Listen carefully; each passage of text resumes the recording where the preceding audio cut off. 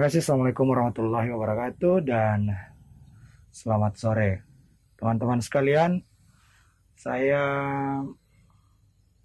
Muhammad Reza.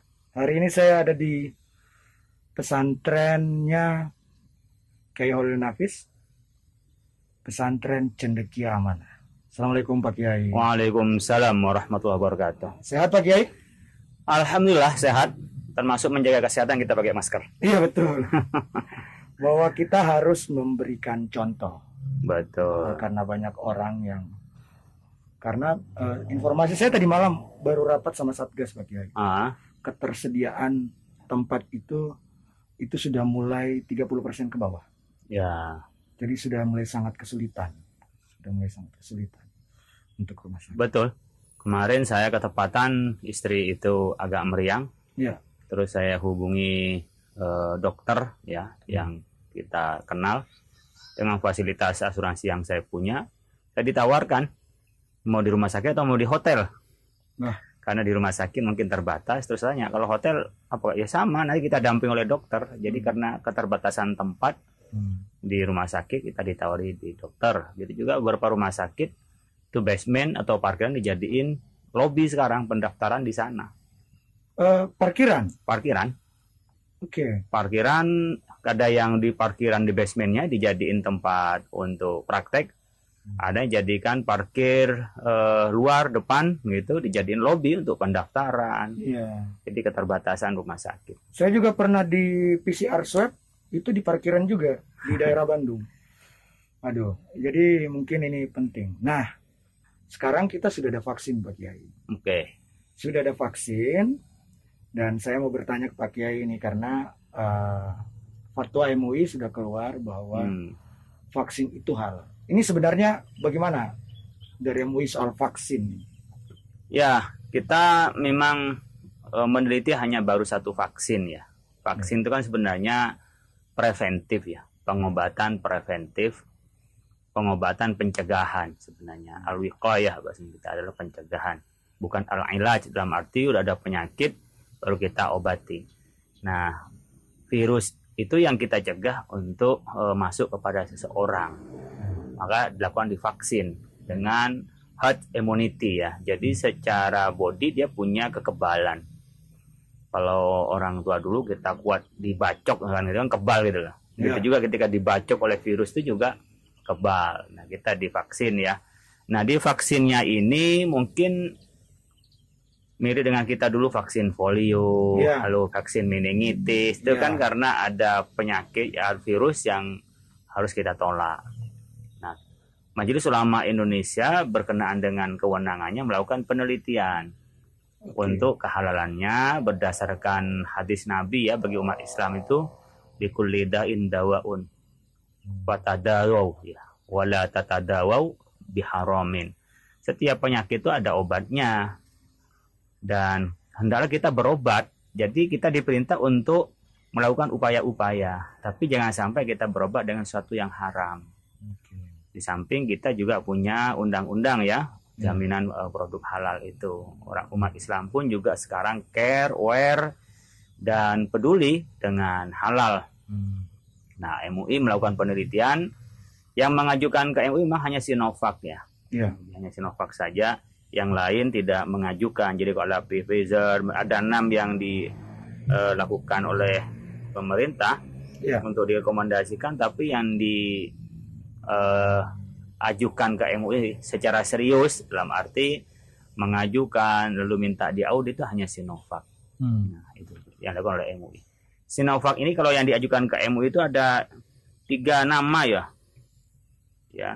Jadi yang pertama namanya CoronaVac. Ada yang mana vaksin COVID-19. Ada Vaxzubio. Itu namanya 3. Jadi yang kita kenal kan corona vaksin ya. Vaksin corona.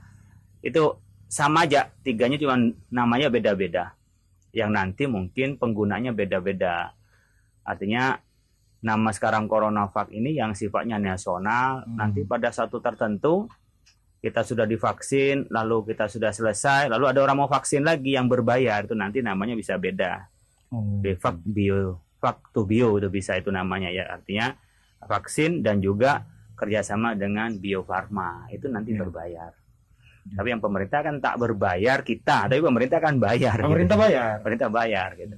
Nah, kita melakukan audit namanya. Audit itu adalah pengecekan ya, lalu pemeriksaan sampai ke Cina bulan Oktober lalu ya. Oktober lalu kita ke sana, ada 3 tim dari keulamaannya, ada tim dari LP POM kita ya, sebagai LPH lembaga pemeriksa halal itu yang memang mempunyai kompetensi di bidang ini, dan juga ahli vaksin ya. Nah, epidemiologi ya, epidemiologi itu yang juga berangkat ke sana. Nah, dari sana kita olah juga beberapa proses yang harus kita teliti ya. Jadi setelah dari sana kita ke Bandung, karena dari sana kan packingan besar gitu ya, kayak semacam satu kontainer gitu dengan kedinginan sekian derajat. Nah, baru di packing kan di prosesnya di Bio Farma itu. Kita juga melakukan penelitian atau mengaudit ke Bio Farma itu untuk memastikan tentang prosesnya ini. Nah, CoronaVac ini memang kan dari virus itu ada 2 ya. Ada virus itu yang modelnya dimatikan untuk menjadi vaksin itu, virus dimatikan. Kemudian dia di media tanam bahasa kita ya, media tanam. Yang mulai dikenal media tanam itu pakai kera hijau di Afrika kan ya, ditumbuhkan lalu dia dikembangkan ya. Nah, ada yang kedua modelnya ya duplikat. Pfizer itu menggunakan duplikat dari virus untuk mematikan virus. Jadi kalau Pfizer itu duplikat yang dipakai untuk melawan virus, kalau ini adalah virus yang dimatikan untuk melawan virus itu. Nah, itu yang diteliti oleh kita. Akhirnya kita akan melihatnya apa aspek halal dan suci karena masuk ke kita kan. Nah, apa bedanya halal sama suci? Kalau suci itu berkenaan dengan berkenaan dengan ketersinggungannya. Jadi ketika ini virus dimatikan, dimasukkan namanya ke inangnya ya, di kera itu, kemudian media bahasa kita tuh kalau kita nanam pepaya itu pupuknya itu bersinggungan atau enggak kan gitu loh. Untuk membesarkan dari virus yang dimatikan ini untuk nanti akan dilawan sebagai vaksin melawan virus yang ada di kita. Ketersinggungan seperti apa itu dilihat najis tidak najisnya. Najis itu bisa darah ya, bisa juga bangkai ya. Biasanya media ini yang dipakai bisa berupa bangkai, bisa berupa rambut manusia, bisa berupa unggas gitu ya. Nah, ternyata bukan manusia tetapi dipakai adalah unggas. Yang kedua, dilihatnya lagi dari aspek halalnya. Halal itu tentunya dilihat dari sesuatu yang boleh dikonsumsi kita. Seperti halnya babi, tidak mengandung yang haram. Yang mengharam itu anjing, darah dan sebagainya itu yang kita periksa. Tentu dari teman yang ahli di bidangnya itu. Nah, ketika kita teliti ya kita memenuhi bahwa itu di dalamnya memang ada ketersinggungan dengan najis, tapi dia sudah bisa dieliminir, disucikan bahasa kita menurut syar'i itu najis mutawasitohnya. Kemudian ini tidak ada yang mengandung haram gitu loh. Jadi dia tidak menggunakan babi, tidak menggunakan anjing, dan tetap dia menggunakan media-media yang bisa yang tidak diharamkan oleh Islam gitu ya. Makanya kita menyebut bahwa ini hukumnya halal dan suci gitu ya. Karena suci berkenaan dengan ketersinggungan itu. Ya, karena kemarin tuh sempat ada begitu Pak Kiai keluar beritanya. Biasanya yang disebut itu halal. Kenapa tiba-tiba ada tambahan kata sucinya? Ya itu. Memang kita melihatnya kan ini kan nggak dimakan ya. Jadi suntikan, oleh karena itu kita melihat soal suci tidak sucinya. Jadi ketersinggungan dengan yang lain. Meskipun sebenarnya suci itu adalah keterkaitan dengan halal, tapi persepsi halal itu orang adalah sesuatu yang dimakan. Sementara kalau suci berkenaan dengan sesuatu yang ketersinggungan dengan yang najis atau mutanajis. Kalau najis itu adalah barangnya najis. Kalau mutanajis barangnya suci tapi tersinggung dengan najis, kayak bangku ini kan suci, tapi terkena umumnya tai burung, terkena oleh darah, ini kan menjadi mutanajis. Nah, kalau mutanajis bisa dibersihkan, najisnya dibuang, berkenaan dengan esensinya itu kita bisa sucikan. Tapi kalau barangnya najis itu nggak bisa lagi disucikan, darah nggak bisa lagi disucikan. Itu. Ada yang menarik juga karena itu kemudian dikait-kaitin di Undang-Undang Cipta Kerja, katanya MUI udah nggak bisa mensertifikasi halal. Ini ada hoax itu juga, kenceng juga nih hoax itu. Itu gimana Pak Kiai? Ya memang begini, kalau dianggap benar yang sertifikasi halal itu adalah BPJPH, Badan Jaminan Produk Halal, yang dibentuk oleh Kementerian Agama, badan tersendiri. Jadi orang mendaftarnya itu ke BPJPH, seperti Bio Farma itu mendaftarkannya BPJPH, lalu dia berkoordinasi dengan MUI, LP POM, karena sementara ini satu-satunya, kemarin baru satu lagi disahkan sebagai LPH, Lembaga Pemeriksa Halal, auditornya ya yang ke lapangan itu. Nah kemarin itu masih BPJPH-nya, LPH-nya baru LP POM, Lembaga Pemeriksa pangan, obat-obatan. Nah, setelah itu dia berangkat untuk melakukan pemeriksaan. Pemeriksaan ini baru kembali ke BPJPH baru diajukan kepada Komisi Fatwa. Jadi kalau praktek pelaksanaannya bisa dikatakan halal, itu dua proses. Yang pertama diaudit di lapangan, yang kedua adalah fatwa dari MUI. Tapi yang menerbitkan memang sertifikat itu BPJPH, yang menerbitkan dulu sebagai rintisan. Majelis Ulama itu yang juga menerima pendaftaran, Majelis Ulama yang melakukan pemeriksaan di bawah LP POM dulu semuanya. Lalu dia ditarik kepada Komisi Fatwa MUI baru mengeluarkan fatwanya. Sekarang administrasi itu sudah ditangani oleh BPJPH setelah ada administrasinya. Tapi berkenaan dengan proses itu kita bisa melibatkan pihak ketiga yang sudah dapat rekomendasi dari MUI, dapat rekomendasi BPJPH sebagai pemeriksa sesuai dengan standar guidance yang dibuat oleh MUI. Jadi biasanya kan lembaga itu mengajukan supaya surveyor lah ya, orang yang udah biasa survei.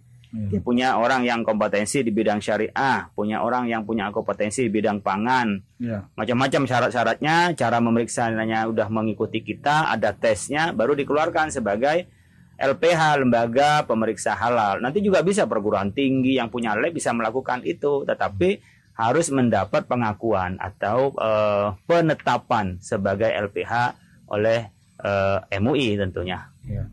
Oke, Pak Kiai. Sebagai muslim, ini saya mau bertanya juga nih, sebagai muslim misalnya, saya tidak punya kemampuan secara akademik soal kesehatan. Kemudian saya menerima informasi tentang vaksin, sebut saja itu mungkin benar atau tidak benar kan kita tidak tahu. Tapi karena kita tidak tahu persis, kita tidak punya kemampuan secara ilmu, kemudian kita menyampaikan ke orang lain, entah itu benar atau tidak, itu hukumnya sih bagaimana sih sebenarnya sebagai seorang muslim? Kafa bil mar'i kadiban ayyuhaddisa bima sami'ahu. Cukup orang itu dikatakan pembohong kalau menyampaikan apa saja yang ia dengar. Jadi kalau kita dengar sesuatu langsung di-share, cukup ya dikatakan pembohong orang seperti itu. Jadi kalau kita mendengar terus kita tidak punya kompetensi di dalamnya, cukup informasi buat kita. Nggak boleh kepada orang lain. Kecuali kita seperti hanya kita ngutip di dalam bahasa ini di dalam bahasa kita nulis jurnal, nulis buku, mengkuotasi.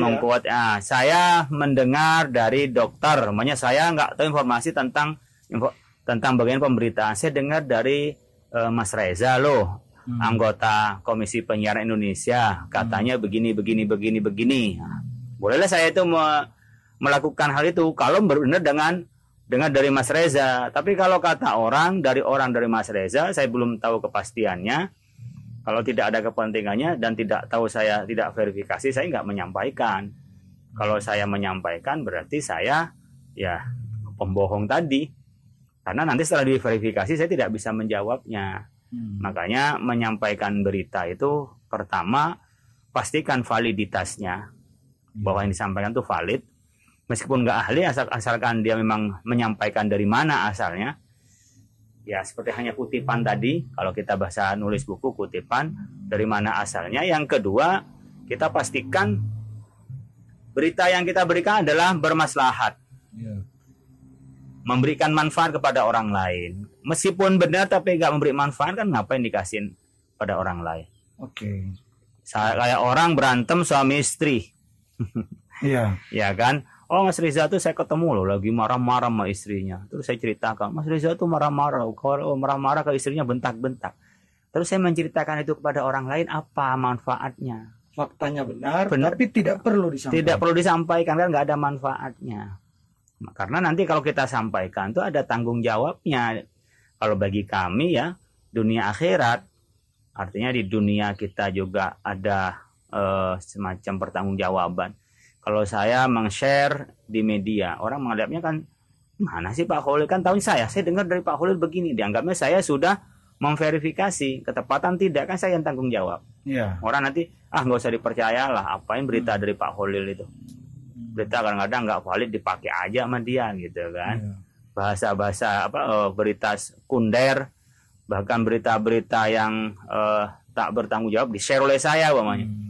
Orang kan juga sinis melihat saya, besok-besok juga nggak percaya dengan apa yang saya beritakan kepada orang lain. Alasan saya kan ngutip lah, tapi saya punya kewajiban mengutip sesuatu itu dipastikan benarnya.